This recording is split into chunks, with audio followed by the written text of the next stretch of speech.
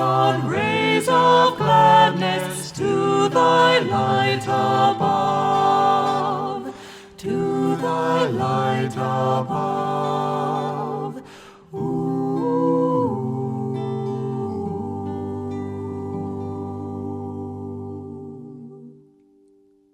Invocation here is a short but really exceptionally lovely song that Swami Kriyananda wrote as really a prayer for the beginning of concerts. And just, you can hear that in the lyrics. It says, Lord, we've come to share thy music. This is a prayer to God. Share thy wonder, or share our wonder in thy love. And then the part of the prayer demand, lift our hearts. This is the request to God. Lift our hearts on rays of gladness to thy light above. These lyrics make it rather obvious that the primary effect of the song is to uplift the energy of our hearts toward the spiritual eye. And our hearts has a number of different meanings. It can mean the outward, it can have the outward meaning of a choir and an audience together as our hearts. But it can also have the inward meaning of the hearts of each of the spinal centers, or if you also want to think of it this way, as the hearts of all the mental citizens in our mental kingdom, as we learn from Yogananda's interpretations of the Mahabharata and the Bhagavad Gita. But whatever the case may be, all it takes is a little bit of receptivity. That's the sharing, which is to say the sharing in thy love, to sharing in the wonder. A little bit of receptivity, a little bit of wonder, and we can let those rays of gladness emanating here from the spiritual eye, the magnetism of God's love and joy, really do the rest to uplift us. Now, more inwardly, the consciousness of invocation is really a radiance of energy from the heart chakra, or from the hearts of all the mental citizens, but think of the heart chakra specifically. And that radiance then reaching out in unconditional blessing to everyone. Such giving from the hearts, especially as a choir in a concert, is a wonderful way of opening a concert. Just that kind of very open and sharing, and directly counters that negative emotion of bitterness. You know, bitterness is a heart that's really cutting itself off from others, cutting itself off from the reality around it. And the energy of bitterness is a sinking energy downward in the spine from the heart chakra. And this emotion often arises from the thought that we're thinking that somehow life should be treating us differently, that somehow we're more deserving than whatever life happens to be bringing us. You know, there's that old joke that Kriyananda loved to tell about the country western music, which is a genre that's generally characterized by grieving over loss and sadness and that kind of thing, and also bitterness. And there's the old joke from the days of phonograph records, you know, that you could spin on a turntable, that if you played a country western album backwards, you would get back your wife and your dog, and your house would come back to you, and everything would kind of reverse itself and reverse all that bitterness. And Kriyananda, again, I love that joke. But with bitterness itself, Kriyananda assigned this song to that quality in day 14 of Secrets of Emotional Healing, and here's how he put it. He said, the secret of overcoming bitterness is not allowing yourself to feel that you deserve more from life than you are getting, for life will always mete out to you exactly what you earn from it. That last phrase, exactly what you earn from it, really provides the key to this quality of bitterness. Good karma, which is to say that karma that leads to greater spiritual awareness and a greater ability to have the divine expressed through you, isn't just something that's given to us on the divine whim of, the whim of some being outside of ourselves. It's rather something that we earn for ourselves, which is to say we deserve, in accordance with the energies that we put out. So if all we're putting out, according to the spiritual law, if all we're putting out is the expectations of selfishness and selfish desires, then how can you expect anything from life other than pain? But if you give that love, that radiating out from the heart chakra and from the expansiveness also of the throat chakra and even the spiritual eye here, as the song really engenders, then that magnetism draws to you what you want, that love and that joy in the return, the things that are really counter to that bitterness. Perhaps it won't bring all the material satisfactions that you're looking for, but certainly it will bring the inner satisfactions from which you find then happiness in all circumstances. Now, as it's written and performed, Invocation has a somewhat unique way of building and expanding this radiance of the heart. The song actually begins with just a verse on the guitar, and we've heard it, right? You can hear it. This goes all the way through the entire first verse, which is rather unique in that most of the time what we're hearing from guitar and songs is just what we would consider to be a mere introduction. And it's tempting to think in this song that the guitar part is just, again, an introduction. You know, typically guitars begin with a little bit of strumming to set the tempo, maybe to help the choir attune to the chords, and they can find their starting notes that way. But again, here in Invocation, we have a full run through the song with just the guitar. It is actually the first verse. You know, I don't really know that there's another song that's actually performed this way. So it's tempting with this, what appears to be an introduction, to kind of tune out the rest of it, to tune out that it's really got an important part in and of itself. In that, you know, when you're performing it, you want to really give full attention to that guitar part that's coming through, because again, it is the first verse. You're not waiting simply for the real song or the real message, you might say, to actually begin. In fact, that guitar opening, that first verse, is really a beautiful piece in itself. It's something that I often use just to warm up or to check the tuning of a guitar because it is so beautiful. It's like rose petals of joy and love and grace just showering down upon you, or like standing in a soothing warm rainfall. I especially think of how the people in India joyfully celebrate the arrival of the monsoon rains after their dry season, especially if the monsoon is late. And if you know anything about the history of India and its climate and ecology, the monsoon is really essential because that's what gives life, that's what lets everything grow. And the failed monsoons, when those rains haven't come, have been the cause of great famine and droughts in India throughout its history. So there's a lot of anxiety in India when the monsoon is late. Waiting for the first rain is just a wonderful celebration when it finally comes. So in this way, that first verse with just the guitar here in Invocation is really essential to this prayerful nature of the song, because what is prayer if it's done restlessly? What is prayer if it's offered with scattered attention? You know, prayer, to be effective, as Yogananda taught us, must be open and relaxed in a heartfelt, concentrated offering to God, whether done out loud or silently. You know, I marvel at how effective it is often to just hold my hands in a pranam at my heart and actually press into my heart center a little bit, and just holding it there and feeling the expansiveness and feeling the upliftment from the heart center just through that mudra of its own, without even having to say any words. And so in many ways, this first verse on just the guitar is itself a beautiful prayer. Now, upon this foundation, then, we have the second verse of the song, which takes us even deeper, but again, not with lyrics and simply with the ooze. It's where we hear the melody and the harmonies for the first time, but because there's not lyrics, we're again tempted to think of the ooze as, well, just another introduction, or we're just somehow, again, still waiting for the real song to begin because, well, it's just guitar, it's just ooze. But no, this is, in fact, another verse that goes through and really helps deepen the feeling that we've gotten to so far. So, you know, many songs where there's a little bit of oohing going on, I think of the song of Dark Eyes as an example, that starts with just a few oohs before a soloist begins to sing. And so, again, it's setting the tone like a guitar introduction. But here in Invocation, those oohs are, again, just as essential. They soothe the heart, they soften it even further, helping it to relax even more deeply from the state we've got into the guitar verse. And then the melody has been introduced, which pulls the melody and the harmony is what pulling then the energy of the heart up to the throat.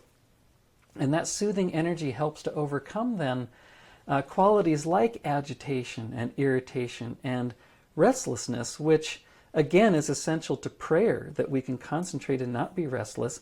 And it's also essential for a concert venue where you want to help the audience relax into that open receptivity of all the songs that are going to follow, especially when we're singing Ananda music. That we want the audience to be very receptive and open to everything that's to come thereafter. And so inwardly calming that restlessness is a vital part of that experience, and of course a vital part to meditation. So then in the third verse is finally when we start hearing some lyrics. But again, we're halfway through the song at this point, so we don't want to consider everything that came before it as a throwaway.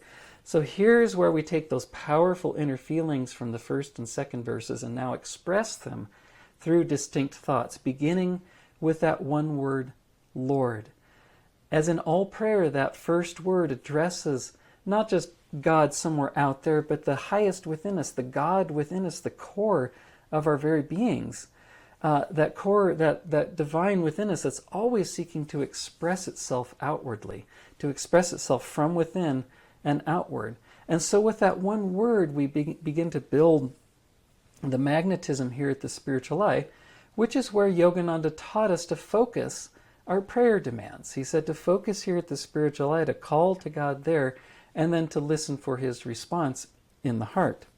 So it's important here, in fact, that the first word and the first two phrases are sung with just the soprano melody and not with all the other parts singing the words. It's just that melody, and the other parts are singing the ooze, so that we can get that focus here at the spiritual eye, that prayer that's going out.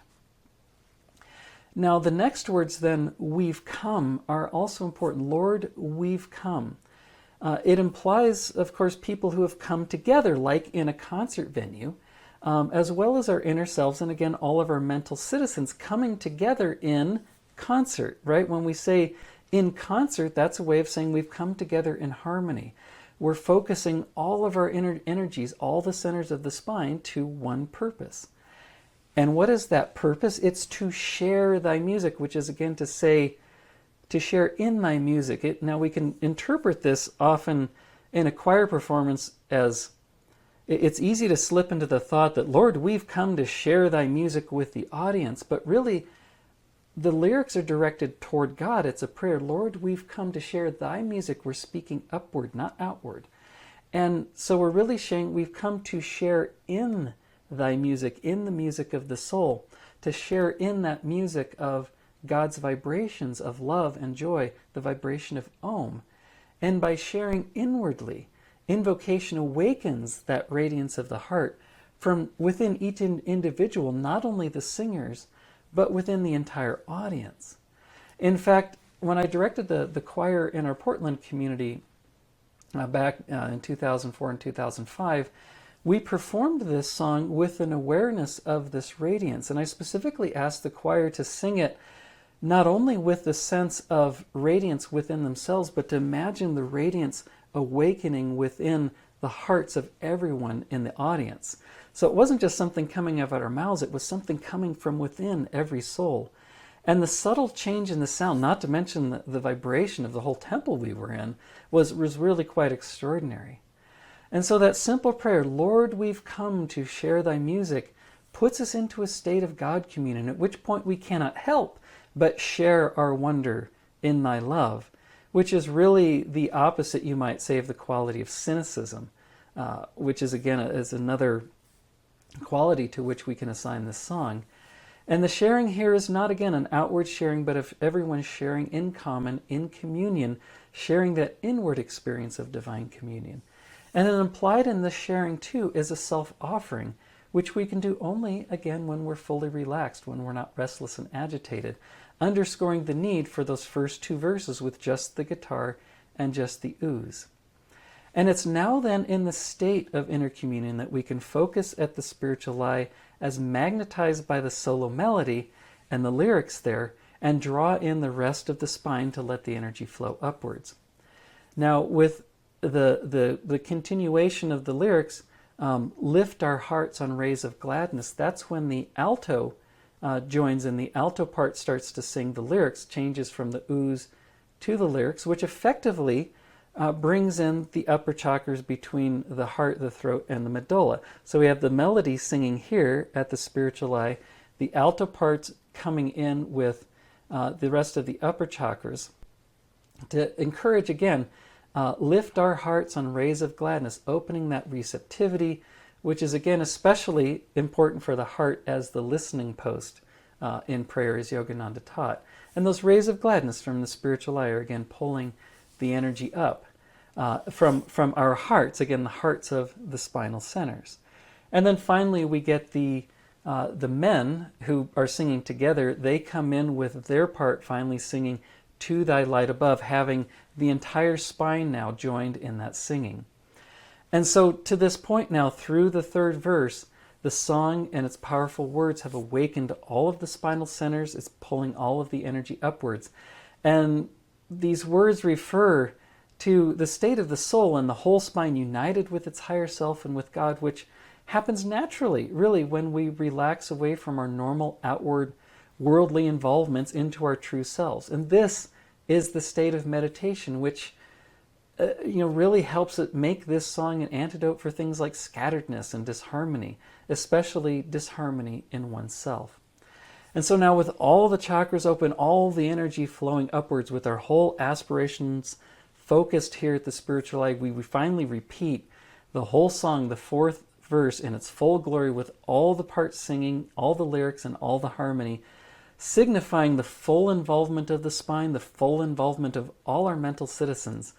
It's really the payoff, you might say, for all those first three verses of preparation, that if we've paid attention, we're fully relaxed, we're fully concentrated, we're in that state of divine communion, and we can give ourselves completely to God, which is, of course, the whole point. Now, of course, if on the other hand we were sort of daydreaming or wondering when the real song was going to begin, the song often feels like it ends too soon. And so that's, again, why it's essential to pay attention from the very beginning. And in that complete self-offering to God, we do then find what I say is the antidote to nihilism, which is that very negative state in which we believe that all of creation is utterly meaningless, that we, in a way, are denying God, the existence of anything greater than just our own little physical reality.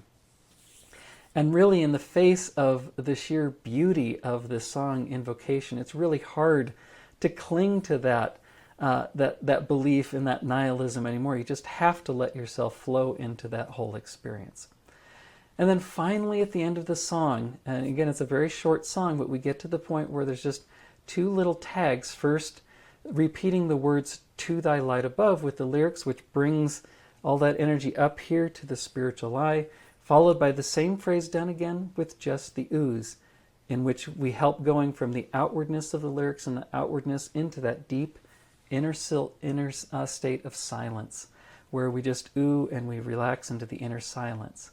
And that's really where this song is bringing us, to that state where we can just inwardly commune in silence. And in that way, then, Invocation is a great song, not only to begin a concert, but even to begin a meditation. And I very much encourage you to take this song. Again, it's very short, and just sing it to yourself or listen to it at the beginning of a meditation. Feel that focus up here at the spiritual eye, and then relax into the inner silence.